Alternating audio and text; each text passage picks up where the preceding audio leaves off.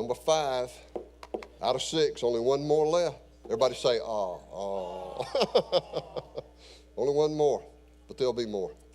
Today is National Signing Day, so I'm going to take my phone and set it over here just so nobody interrupts me to let me know what's happened today with the Georgia Bulldogs.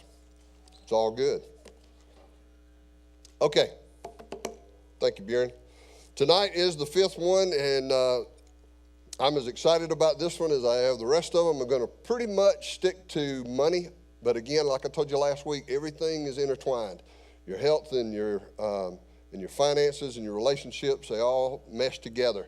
So I've got a couple of things I'm going to talk about tonight that'll just kind of mix those things up. But before we get started, let's say a word of prayer. Dear Lord, thank you for tonight and the time that we have to come together, and I pray that you just be with us tonight, that we would just hear you in the words that you've given me to say. In Jesus' name, amen. Okay. Sunday night, of course, was a big day in football. Anybody know what happened on Sunday night? Super Bowl. They played the Super Bowl. You did? Well, that's great, because we're going to take up an offering tonight, so that's going to work out really well. Oh, okay. Way to go, John. All right. I'm not a huge pro football fan, but I like to watch the Super Bowl. I like watching commercials and everything. But everybody knows, or if you don't know about the Super Bowl, that was just played. If you didn't watch it all the way to the end, there was an amazing, the last 35, 40 seconds of the game changed it all. And it was exciting to watch, and I didn't have a horse in the race. It really didn't matter to me who won. You know, I was just looking for good football. But I'm just going to, for those of you who didn't see this, I want to retell the story a little bit of what happened in the last 35, 40 seconds of the game. The Seahawks were driving down and fixing to score. There was that much time left, and it was first or second down, I can't remember. But they were right there on like the 4-yard line, ready to score. And if they scored, the Patriots they weren't going to have enough time to go back down the field and take the lead back. So, I mean, it was just kind of the edge of the seat. You knew the game was fixing to be over.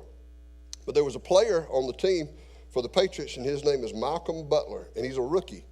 Now, those of you who don't know, a rookie, that means this was his first year. This was his first year to play. And the interesting thing about him is, and what I like stories like this in the NFL is, this is somebody who didn't play for a big college, played for a really small college. He was not anybody that people heard of, you know. He was not, like today was signing day, and all these high school kids, they rate them with 5 stars and 4 stars, and they're going to be these superstars and all that. This guy was a football player. That's just how to explain it. He was just a football player. He loved football. His name was Malcolm Butler, as I said. But what he did was he intercepted a pass that sealed the victory for his team. Okay, first NFL interception. Because as I said, he's a rookie, okay?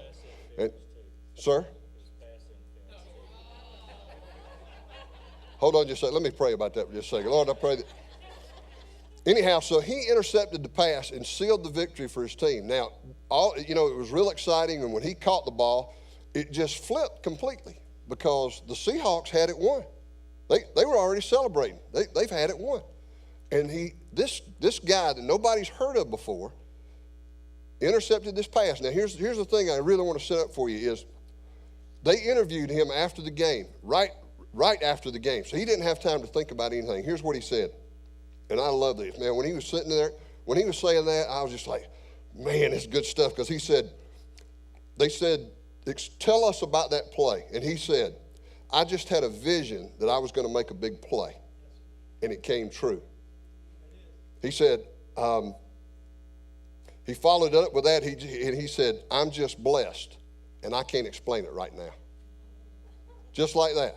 Now, I want you to get the picture of what we've been talking about for these first 4 weeks, and again tonight is everything starts with a thought, okay? Everything starts with a thought. Now, here's a young man playing in the Super Bowl, the biggest football game of the whole year for everything, who nobody knows anything about. Now, he gets by himself, and he envisions himself making a great play. See, nobody came to him and said, you know what, Malcolm, I bet you're going to make the best play. You're going to win this game for us. Now, I mean, because they got superstars on this team, on both teams. Nobody knows who Malcolm is. But see, Malcolm, in his mind, in his spirit, said to himself, I'm going to make a great play today. And I want to remind you, there was only 35 seconds left, okay? The game's over. But not to Malcolm, it wasn't over. See, he still had the vision in his mind. It's making my skin tingle just talking about it. Because, I mean, that's what this is all about. That's what it's all about, is having a vision for you and what you can accomplish and what you can do. Later on in the interview, he said, and of course you know how they do this, but he said, we watched film after film after film after film. And he said, when I got in position, I saw the quarterback look without turning his head. He said, I saw his eyes go to the right, and I knew what play was fixing to come. They'd watched enough of it. He knew how they were lined up. So see, what he did was he was prepared. All right, and I'm going to say it again. This was Mr. Nobody. Nobody knew who he was. Why was he preparing like that? Because he said he had a vision. He was going to make a great play. That's why he prepared that way. Now, that's what I want all of us to be inspired to do with ourselves with every day of our life. Let me tell you something. When your feet hit the floor in the morning, envision yourself doing something great that day. That day. Something great. Okay? May not be the Super Bowl, but you know what? You might do something in somebody's life that it's the Super Bowl for them. It might be. It might be a handshake, a pat on the back, a hold on the door, a $5 bill. I don't know. But see, if you wake up in the morning and you start to envision it, man, I'm telling you, I couldn't hardly wait. When that thing was over, I went right making my notes. I couldn't wait to tell y'all about that tonight. But that's exactly how this thing works. It's exactly how positivity works. It's exactly how we were made to think. We're made to think that way. But we let other stuff get involved with us where we get up in the mornings and we're like, I don't know, it's Monday again. You know, I got to do this. Man, don't do that. Don't do it. Catch yourself and get that thing out of here. Say, no, I'm going in a different direction today, okay? That's how it works. The key to me for everything he said, you know, was that he envisioned it and that he did the work. Part of what we've been talking about, and Ralph's been teaching it, Buren preaches it, what we hear around here, here's some good stuff that's it's not coming from me and it's not coming from Ralph, not coming from Buren, it's coming from above. Everything you hear, though, you got to apply it. You got to do something with it, okay? See, it's easy for us to go through life hearing great ideas and walking away from them. I was sharing with Kitty this morning because I like T.D. Jakes. I like reading his books. But I watched a little clip from him this morning, and it was confirmation for something that Spirit's been telling me for a little while, and I shared a little bit a few Wednesday nights back, just a little bit of it. And I'm going to tell you some more about it, but the clip that he had was from his sermon that he preached on Sunday. And we're going to talk about money tonight a little bit and how, you know, we get in trouble sometimes and we may have a need in our life. But his clip was about for us to pay attention, because he said, we ask God a lot of times to do things for us. And he said, I'm telling you right now, in this building, there are people who should have already written books. There's people who should have already written songs. There's people who should have already, and he just went on and on and on and on. See, God puts that stuff in us, maybe somebody's saying it, and we hear it, and we might pick it up, hold it for a while, but then we set it down over here and walk away and say, man, I sure wish things would get better. You know, I wish things would get better. And that his whole point was how this isn't about God just supernaturally, poof, throwing it down there to you. He's giving you the ideas. He's giving them to you all the time. And it could be something that you consider to be insignificant. But see, he can make that into something huge. He can make that into something really huge. Ralph Waldo Emerson said, the only person you are destined to become is the person you decide to be. You decide to be. That's what we started this off with on the first Wednesday night. It's up to you. And you get to decide. The pressure is on. Okay? Pressure's on. But see, going back to Malcolm Butler, man, was there pressure on him? You better believe it. but because he was prepared and he saw it already in his mind, it just came true. And that's what he said. And I love that quote that he said. He said, I'm blessed, I just can't explain it. You can't put that kind of stuff in words. You can't. That's between you and the Spirit, the way it happens. Okay, talking about money. The number one issue in marriages is money. There are more divorces over money than anything else. Now, the reason for that is because what I said early on, because all of this stuff is intertwined, see, money, health, and relationship. So, if you have a significant other, or if you're married, whatever the case may be, finances will affect your relationship. It will affect your health. It will, period. But here's the deal. It's just like the positive zone that we have, that there's two choices. You get to decide how it's going to affect you. It's up to you to pick it. All right? I'm going to read you what I have written here, okay? Versus just trying to talk about it, and then I'll talk about it. But this is something that came to me as I started putting this together. It will affect your relationship. You decide if it will affect you negatively or positively. If you have disagreements and it's not resolved, it can cause distrust, separation, constant problems, frustration. It causes stress, physical pain, habits that we pick up that affect our health. It causes your world to become smaller. It shrinks. Your future is bleak. It's cloudy. You may turn to alcohol or drugs to escape the problem. You may turn to food and just eat unhealthy and create bad habits there. It can cause depression. It can cause you to just sleep all the time, which is what happens through depression, inactivity, and on and on and on and on. It can affect you that way. Here's the flip side. You can decide to let it affect you in a positive way. When you're in agreement, it creates trust. It creates togetherness. It relieves stress. It becomes peaceful. Your world expands. Your future looks exciting and clear. You'll be inspired to take better care of yourself, healthy, to enjoy your life. You'll have more energy, and on and on and on. See, those are the two choices when it comes to money. Those two choices. Now, I understand there's some complicated issues that bring it all together, but remember, we're going back, because I'm going to keep repeating it, because just like a good coach, repetition, repetition, repetition, everything starts with a thought, okay? Everything starts with a thought. God does not intend for you to be frustrated. He doesn't want you to barely be getting by. He doesn't want you to have to struggle all the time. Remember our principles that we've learned the first 2 Wednesdays that we'll continue to talk about each week. They're the spirit of giving, and what's the other one? It's left me. Gratefulness, thank you.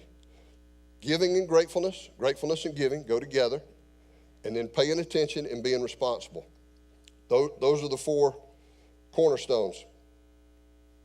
You have to move from a blame mindset and to move forward. See, we block the blessings of God by doing things our own way. By choosing the negative thing, we block the blessings. God is just like I was telling you a moment ago, that there are a lot of people that God's given us things to do that could be great for us and for everybody else. But we block it when we choose not to go down that path, when we choose to go the other way.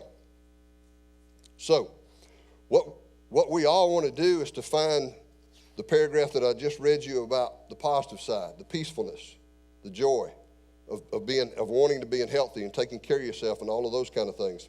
How do we get there? The first step in this is as simple as this: communication. You know, so many people who have money problems within a relationship, they don't talk about it.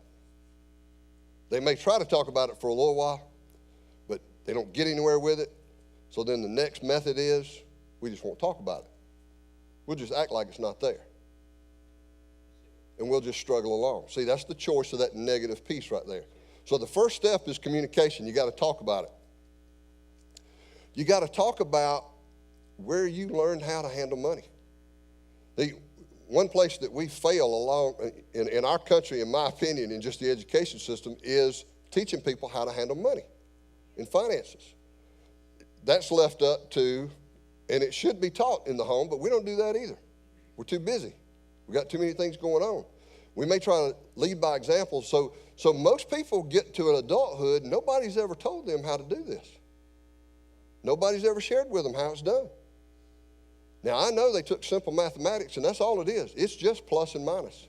That's all it is, really, isn't it? It's just plus and minus. You learn it real early. But for some reason, we just don't teach it. And so we grow up, and you may get a job when you're a teenager, and you may get a little money, and you may, start to develop some habits with your money, and then you're out on your own, and then you meet somebody, and both of you have different habits or whatever, and you may not even know where you got it all, where it came from. So the first key is to communicate about it. Sit down together and talk about, how did you learn about money? What are your thoughts about money? Where are we going? Because we all know you got to have it, right? You got to have it. Now, I'll just go ahead and tell you, those conversations are not always comfortable. It's uncomfortable, but it's necessary. See, silence will get you only silence. That's it. And there's no communication there. And so what happens to a lot of people is you just grow up and go down the road you've been going on and keep doing the things you've been doing, and the things that you've been getting is what you've been, it just goes over and over and over again. It repeats itself. So you need the communication. You need to be honest. And here's the key. Allow each of you to share your thoughts, keeping in mind that both of you could be wrong. Both of you could be wrong, okay? Ralph started out a long time ago with the statement, giving up your need to be right, okay? And a lot of times we just think we have to be right about stuff. But here's the honest piece is, you may be wrong. So it's really good to talk to each other and try to figure out where you are. Because there's my way and then there's God's way. Because he explains it in his word exactly how to take care of money and to deal with it. I'm going to share a couple of scriptures with you. During this time of communication, you need to allow the other person to talk. This is not the time to correct the other person. Okay? It's not the time to correct them. See, what you want to do is start to cultivating a period where you both can share truthfully and honestly without being corrected about it. Because keep in mind, some people, this is how they grew up. This is what they learned. And to them, that's how it's done. The other is foreign to them, okay? So it takes time, but this is how we learn to grow with each other, though, is to be able to share with that and talk about it. So don't try to correct each other. You want to find out what your differences are between you and your mate, and then start seeking help in God's Word.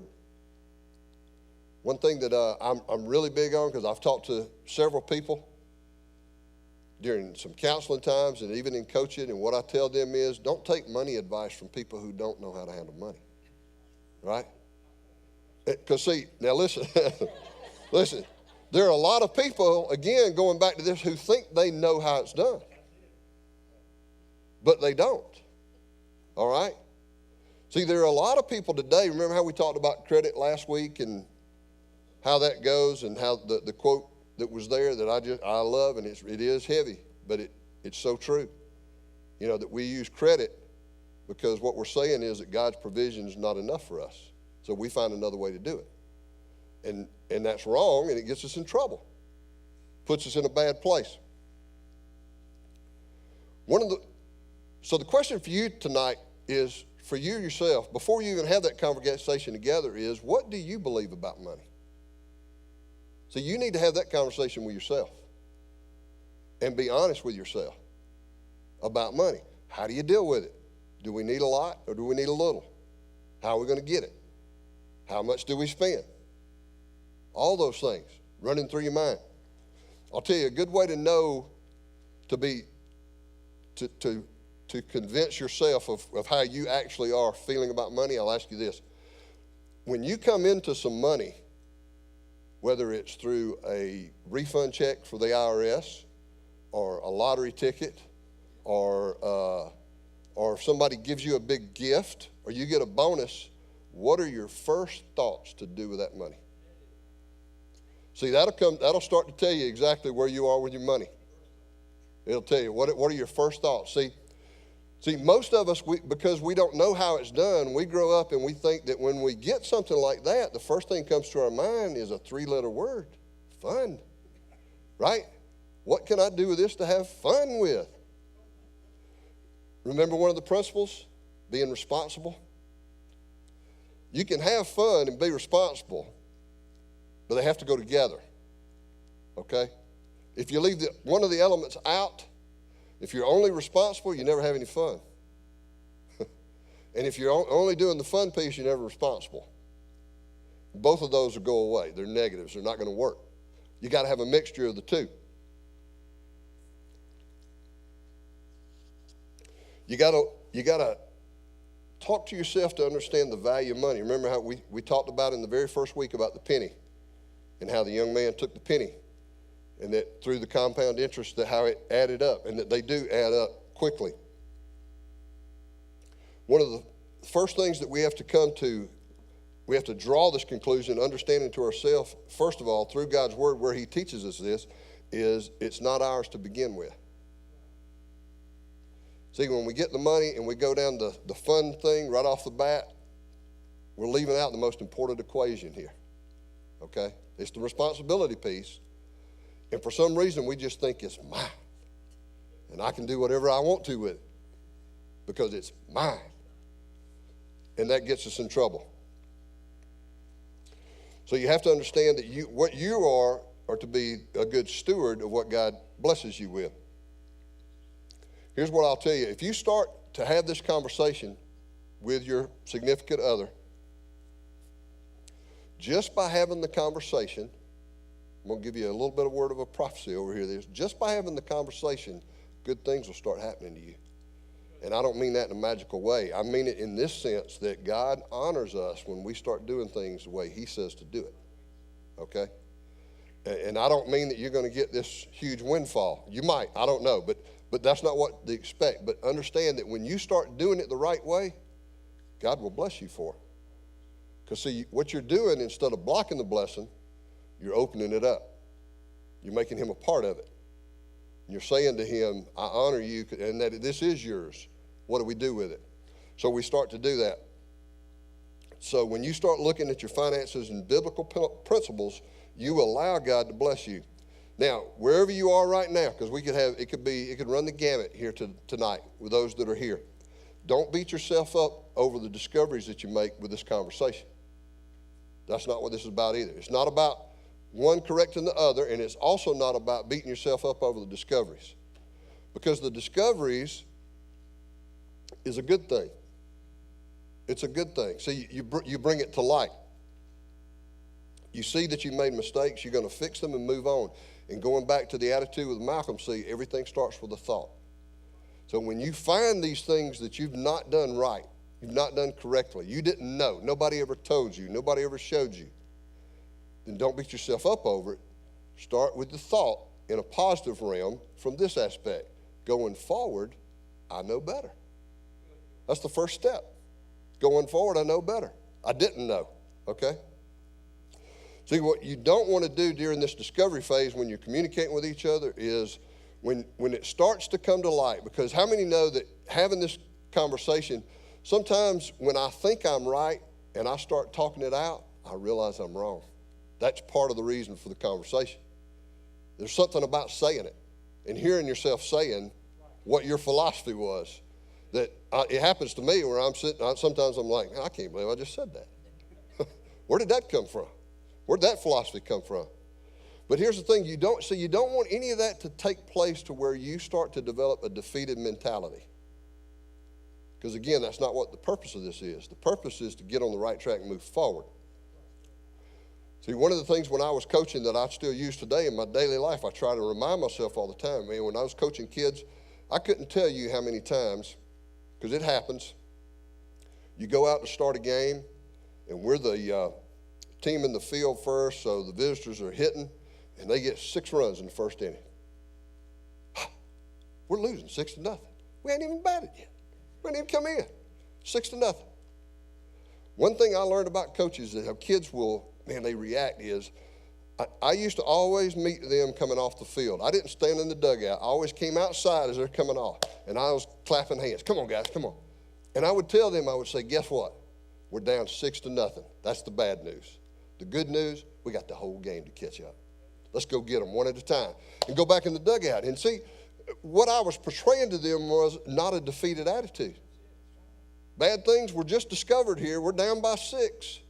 But I'm ready to charge on into this thing and let's get them back. Let's catch up and go ahead of them. Let's do it. And those kids would respond all the time. See, I know that there are some coaches who come out there and they're like, really? 6-0? We ain't even, come on, you know? Well, what would those guys do? They just drag in. See, everything starts with a thought. It's how you approach it, what you're going to do with it.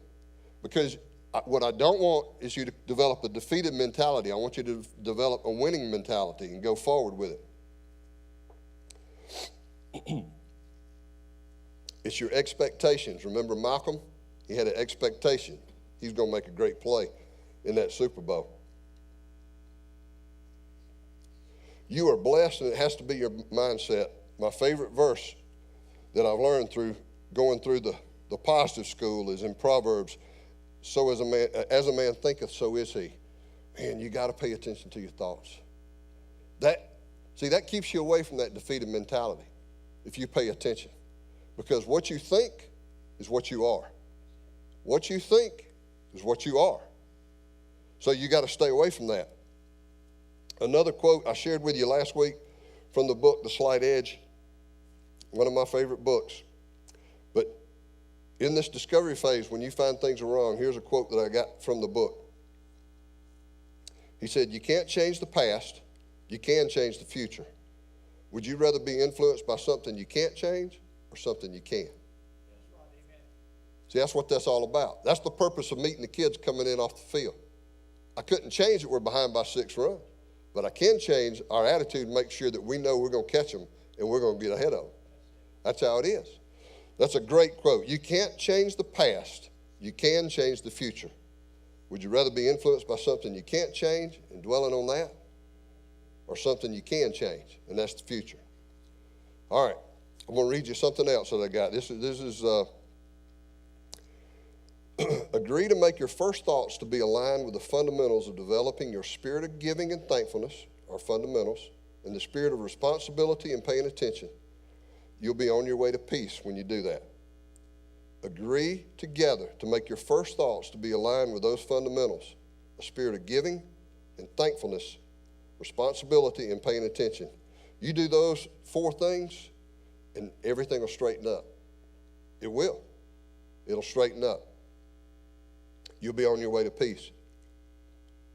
The best way to get this whole thing started is the principle that is in God's Word. I'm not going to spend a whole lot of time on this because I don't want to scare anybody. Not really. But it's the tithe. It's the 10%. That's right. That's right. That's where it's at. You see, if we put ourselves in those modes of a giving spirit, a thankful spirit, because that's what the tithe is. That's what it is. It's thankful and giving. Because what he told us in his word was, and what we have to understand is, see, he owns 100% of it. But what he's telling us is that out of obedience, if we return to him the 10%, that he will bless us beyond our wildest dreams. And I'm just going to stand up here and tell you, it works. It works. Kitty and I have always tithed and more. And like I told you last week, we're wealthy. And I'm not saying we're wealthy because of a number. I'm saying we're wealthy because we got more than we need. That's how it works. I have more than I need. Okay? But that's a principle that's got to be addressed first off, is putting that in line. And see, I've dealt with people, I've talked with people who've said, I can't afford 10%. You can't afford not to. You can't afford not to. And when I say that, you can go ahead and not do it. But it goes back to what I said earlier. See, you block the blessing. See, God says, if you'll do it according to my word, the way I've laid it out for you, this will happen. And you will be blessed, and you will be blessed, and you will be blessed. So that's how it works. We give and we're blessed. We're giving, we're blessed. We're giving, we're blessed. It's the whole circle of life thing. When you get to the point where you decide, I'm not going to give, you can live that way. But you block the blessing. See, you said, just like on the credit thing, you said, I know what you said how to do it, but I'm going to step over here and try it this way. And some people go through their whole lives living it, trying to figure it out another way. And they can be happy at times. I'm not saying they're sad people. I'm saying that they're missing out on God's blessing that he wants to give you by doing it that way. So the tithe is huge. The second step here, and this is where the rubber starts to meet the wheel for you a little bit, figuring it out, is you got to understand where you are financially. Where are you? This is where you have to sit down together and write it down. Ooh, that just sounds tough, doesn't it? Nobody wants to do that. They really don't, but exactly, that's the only way it works. See, most of the time we like to put that off. I'll tell you what happens in a lot of couples is one puts it off on the other. And it doesn't work good because, see, what generally happens, and because I've dealt with them, is money becomes an issue. She's paying all the bills. He's making all the money. Sounds like an equal thing, right? I'm making it, giving it to her. She pays the bills. Why isn't everything working right? But see, when you don't have the money and you go to her and say, what happened? What happened? Or she looks to him and says, you didn't bring as much as you normally do. Now what? You know? So you got to know where you are financially. So you got to sit down and write it down. And it's just this simple. Because remember what I said a little while ago? It's not really difficult. It's all addition and subtraction. That's all it is. And you learn that early in elementary school. Pluses and minuses, okay? So what you have to do is you have to sit down and write down how much money is coming in, and then what are you committed to? How much is going to go back out? It's that simple, but it's not easy, is it? See, nobody wants to do that. And when I say nobody, you know what I'm talking about, being in general terms. You can't ever get control until you do it. When you do it, you'll in control and you'll start to see things. You'll start to see things that just disappeared before because you weren't paying attention. Remember, that's one of the principles is pay attention and be responsible. So you have to sit down and write it down together. What's coming in? What are our obligations? I'm going to tell you right here, this is what a lot of people like to do, but I'm going to warn you again, don't guess.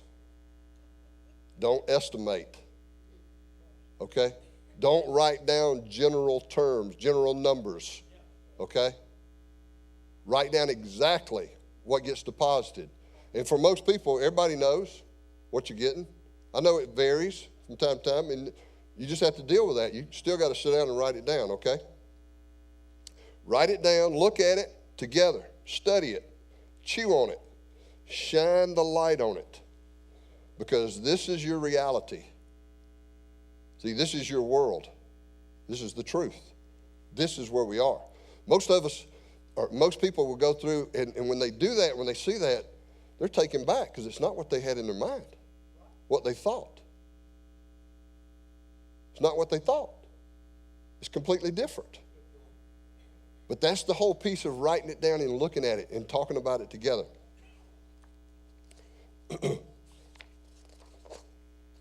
Again, I'm going to repeat it. When you start to do this, you write it down, you start to look at it, you'll see immediate results.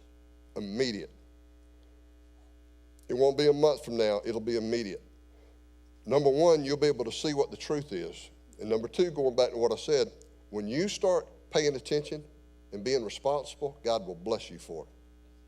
He will bless you for it. He will show you things. He will give you things when you do it the right way.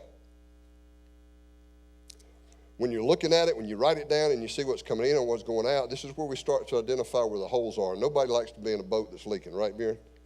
Doesn't work. Doesn't work. It's not going to work. But see, financially, there's so many people that are walking around with their boats leaking. And some of it may be just a little bit. Some of it may be a lot. But what you want to do is be able to find the holes. Find the holes. Find the leak. A quick lesson, I'm going to read this to you, and I'm sorry about reading so much to you tonight, but this is the best way to do it. A quick lesson about how spending and not paying attention adds up in practical everyday life. I came up with this example. Yeah, I did. I came up with it, okay? Let's say that you go out to eat at lunch every day for a whole year. Work week is what I got this to. 5 days a week, okay? Now, we all know that everybody likes to go out on weekends, but we're not going to count that. We're going to say 5 days a week. And let's say I even took out 4 weeks in the year just because you might be on vacation or sick, or Buren might ask you to out to lunch. I don't know, and you didn't have to buy. But I took four of those weeks out, okay? So for 240 days, you go out for lunch every day. And let's just say you get a deal every day. And you only spend $5. $5, 240 days. That's $1,200 at the end of the year. See how that adds up? You know what we think about? $5. See, all we pay attention to, $5. We don't put it in perspective. Say, well, if I do this every day for the whole year, what does that come to? $1,200. How many of you like to have an extra $1,200? Nobody? Oh, there's a few. Okay, good. We'd all like to have an extra $1,200, okay? Now, that's just an example. Now, let's take it a little bit further, because what could you do with $1,200? Go on vacation? Pay for something that you need? Something broke at the house? A down payment for something? The beginning of a college fund? Will $5 break you? No, it won't. It's just $5. But see, over time, it adds up. It's just like the penny that we talked about. See, if you go out to eat 240 days a year for 5 years, you know what that comes to? $6,000. See, in 5 years, that's $6,000 that we gave to Subway instead of putting it in our pocket or putting it somewhere else. It's easy to do, isn't it? Am I telling you you can't go out to eat? Not a chance. Not going there. It's an example, though, of how we don't pay attention to the little things. Remember the lesson a few weeks back, how we celebrate the big things? We don't pay attention, and the little things are what matter. And see, we don't pay attention. So you can still go out to eat. Now, I'm going to give you an example from me. I hardly ever go out to eat during the week at work. I take my lunch every day. My darling wife makes my lunch for me every day. When I get up in the morning, I go make my coffee. Yeah, stand by, everybody. You better get ready. I get up in the morning, go make my coffee, and what's going to go in my lunch is either laying on the counter or it's in the refrigerator if it needs to be refrigerated. I stick it in the bag and I go to work. But see, we work as a team. See that? And so by doing so, I don't spend $5 a day. I have my $1,200. Okay? And we've been married for 15 years. So I have my $18,000 that I haven't spent. We have. Let me back up. No, I saw her looking at me, yeah. We have.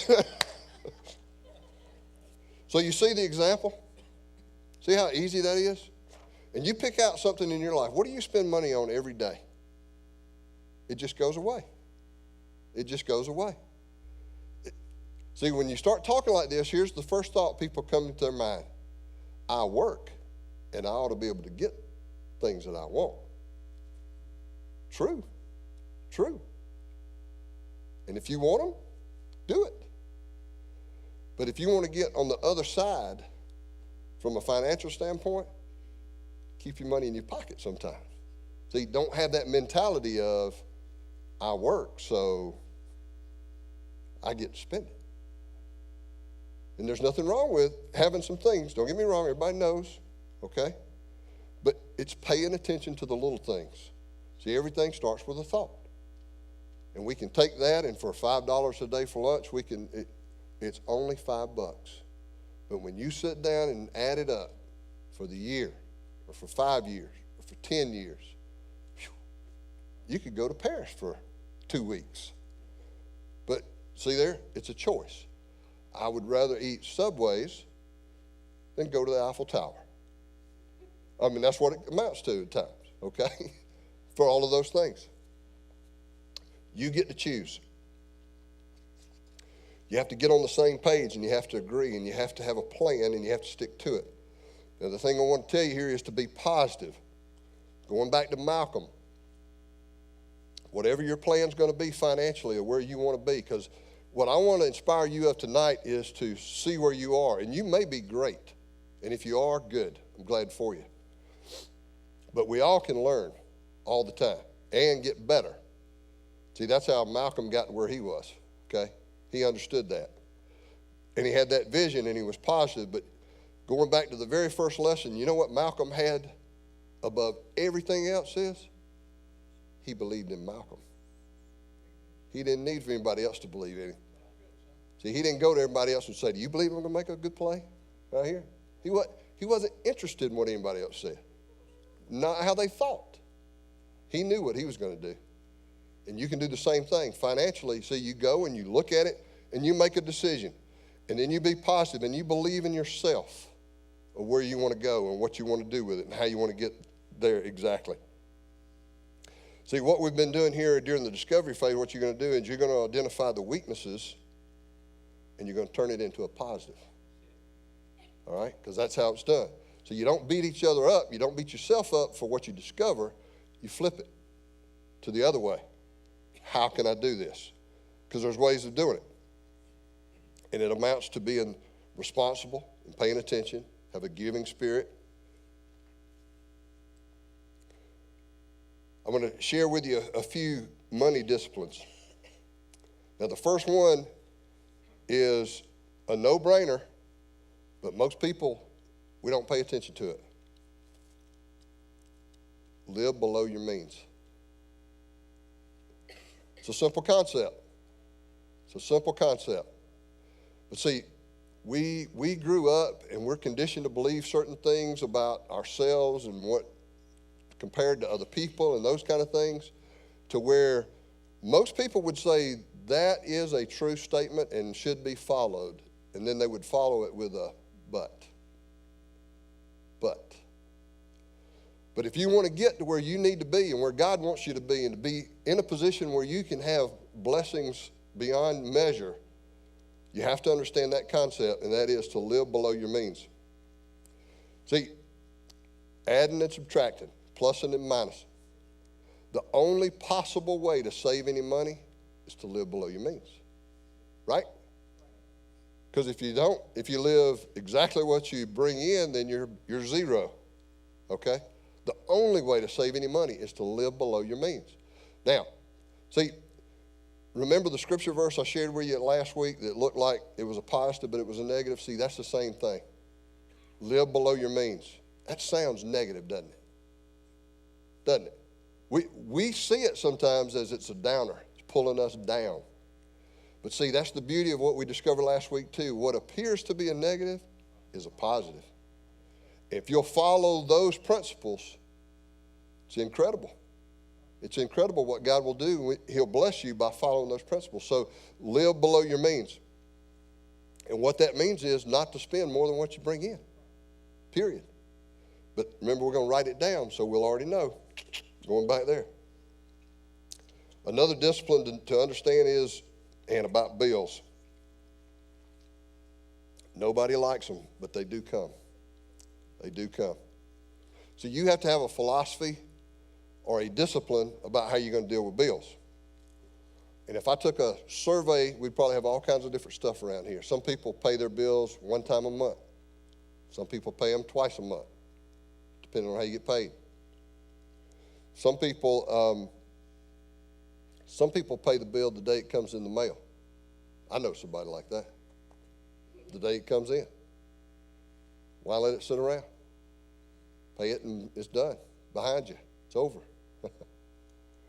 And then there's another possibility, and that is set it somewhere and don't open it.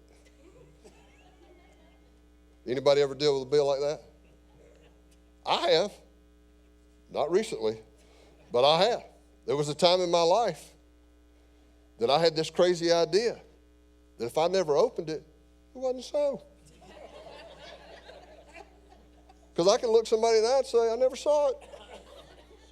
I didn't see it. What? Just don't open it. You know, it's funny, but we do.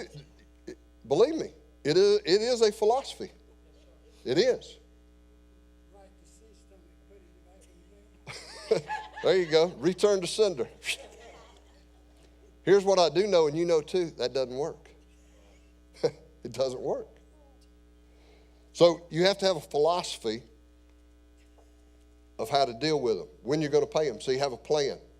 You set a clock each day. I hope you do it. Those of you who have to work, you know, but you have a time schedule that you're on it. You set a schedule for paying your bills. Set it. That's when you pay your bills, whatever that may be. If you're behind on your bills, this is a money discipline. You got to get current.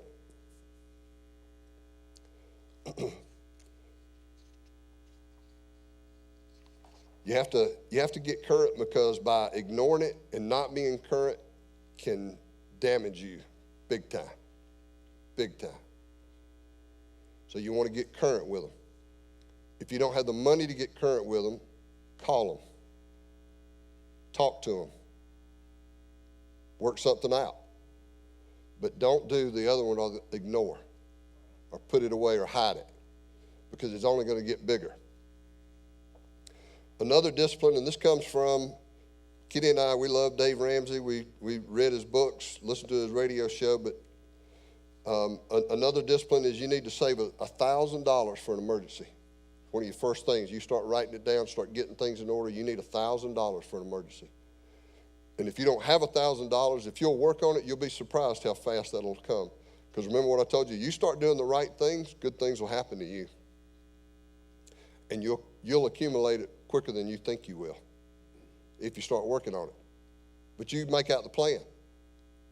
If it's an extra $10 that you have, whatever it is. I forgot, it just dawned on me. I meant to bring you my jar. I have a jar in my closet.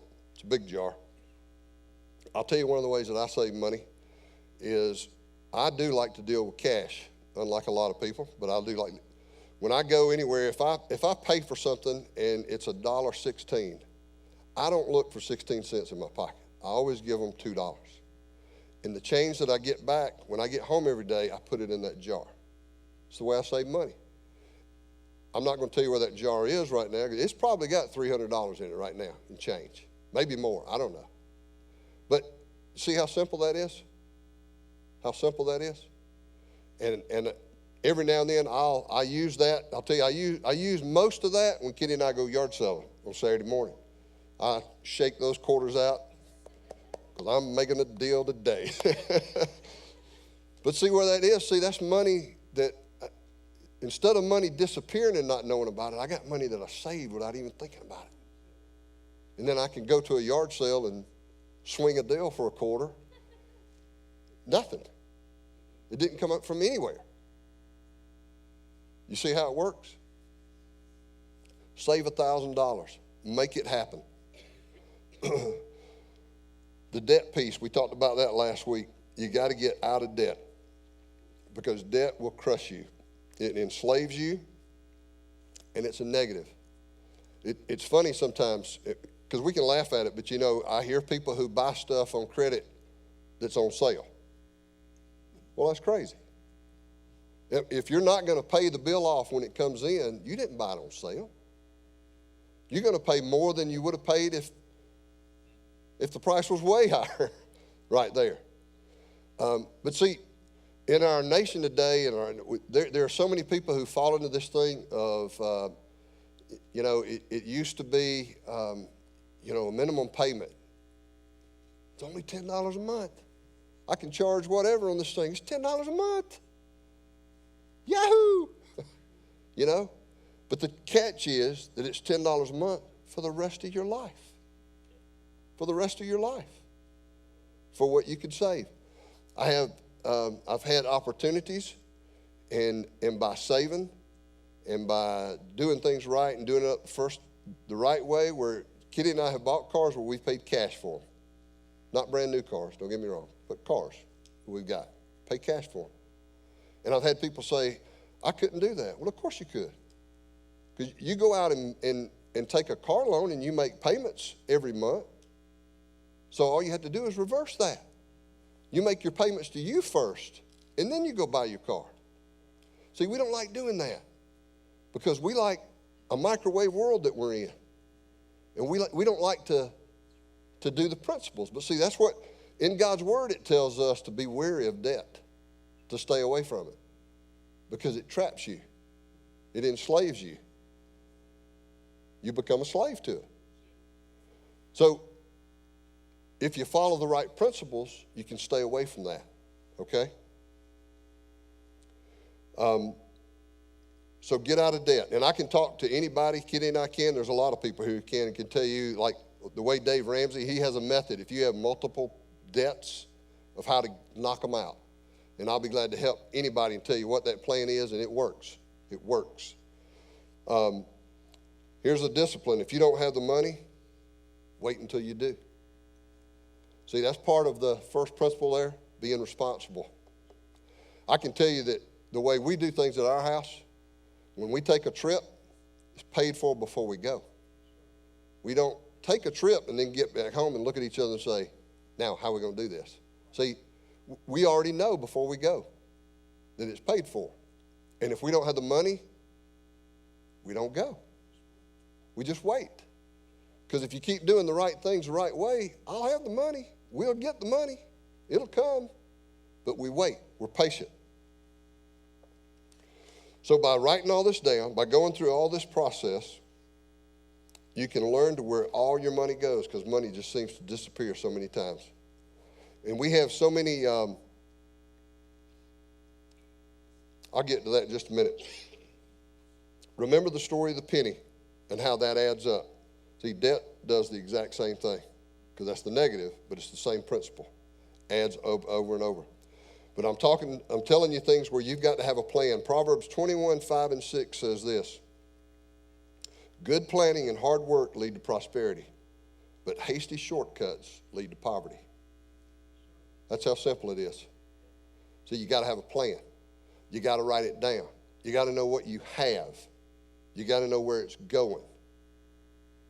Pay attention, be responsible, and he will bless you for it. You have to pay attention to your thought. We've already talked about it. Everything starts with a thought. You got to keep yourself from thinking ever that you don't have enough. Don't go there. It's real simple to come to that conclusion sometimes. Things not going your way, and we say stuff like that.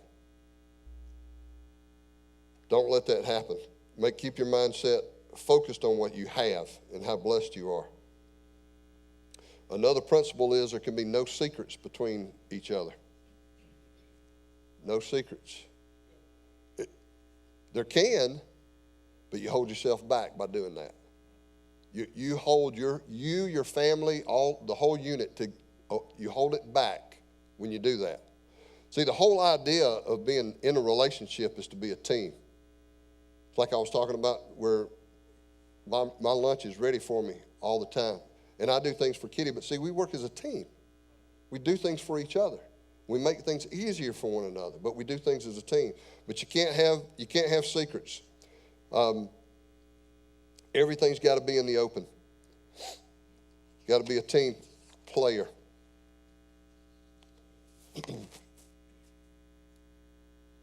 In today's world, I was talking to Keith about this on Sunday. See, it's amazing in today's world how money becomes so distant from us, because a lot of people go through their lives without seeing cash or dealing with cash. I was sharing with Keith how I remember when I went to work for Delta in 1979, we got paid every week. And our supervisor came around and handed you your check on Friday. Thank you for, working. And then we went to every other week, and then we went to automatic deposits. There is no check. I don't get anything.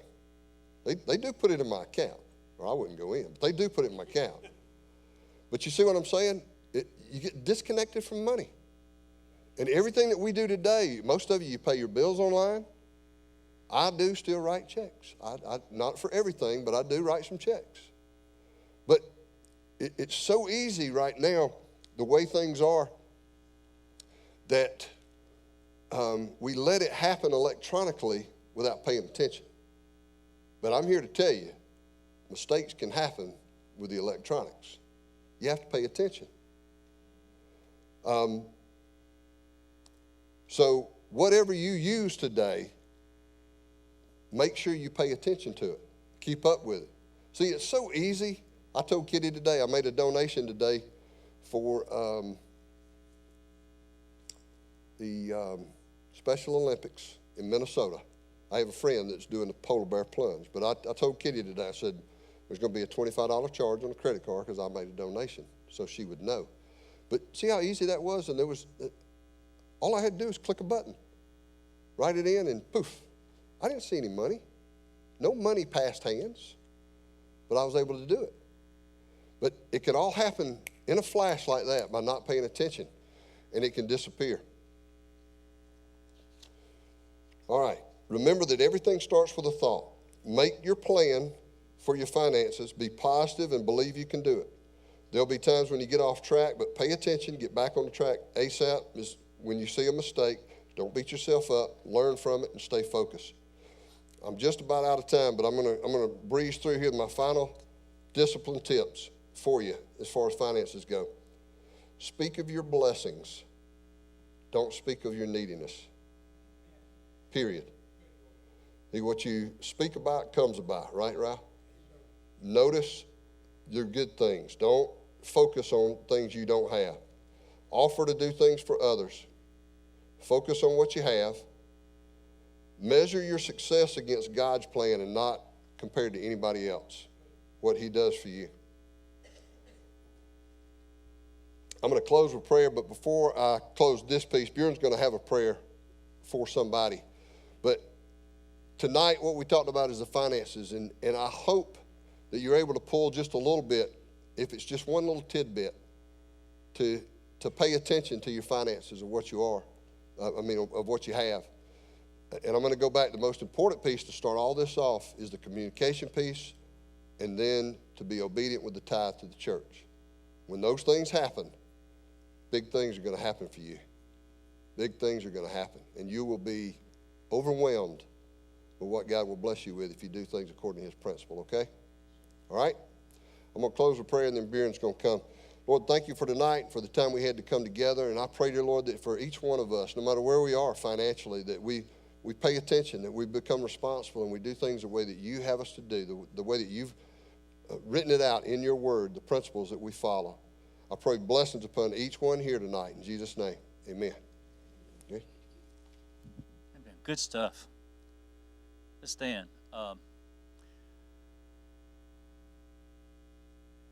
Just say one thing that he said it in so many ways, but it doesn't matter how much you make. That's not what it's about. My daddy did not make a lot of money, and my father had plenty. He was debt-free by the time he was 50 years old, never owed anybody anything, and he just left my mother comfortable. We've never had to worry or fret about anything, and he did not make a lot of money. He just took care of what he had, and lived by these principles that Joey's talking about. It works. So Brittany Couch, which is Bobby O'Neill's daughter's pregnant, and she's just scared. She's got some high blood pressure right now, and some things are she's just scared. We just want to speak peace over her tonight. And anybody else know of anyone that we need to pray for? Have a request?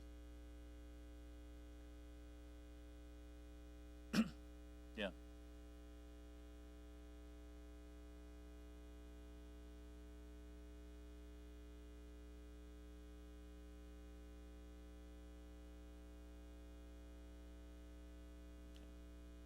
What's her name? Lisa.